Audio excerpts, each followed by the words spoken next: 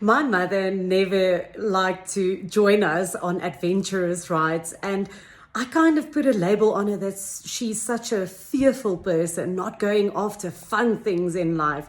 And of course, I was the complete opposite, being first in line to get the thrill, to do the bungee jumping or to go on that bigger roller coaster.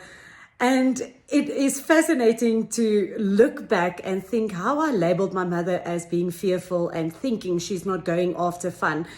And now realizing that she went after her own fun and she did create the fun that she wanted in her life. But after becoming a mother, the danger detection immediately came on, and I could understand from what place she was coming.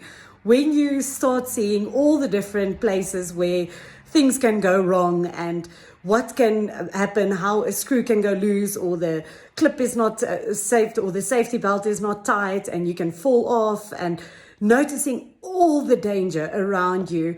I get that now, but it's interesting to think that it wasn't activated. It became activated at a certain point.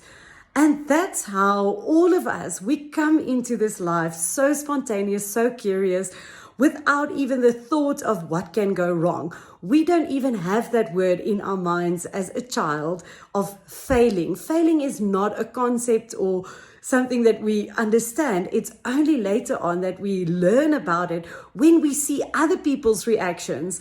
If we were just up to our own opinions, we wouldn't have thought about failure. We would just think, okay, cool, this didn't come out as I thought it's going to come out. Let me try again. But because we see the reaction of other people, we start thinking, should I also be scared? Should I rather not do this? Is this not good enough?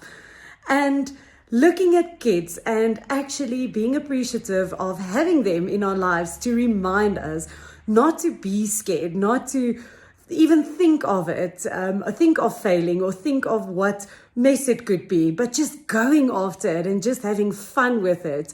So today, in essence, I would love to leave you with a thought.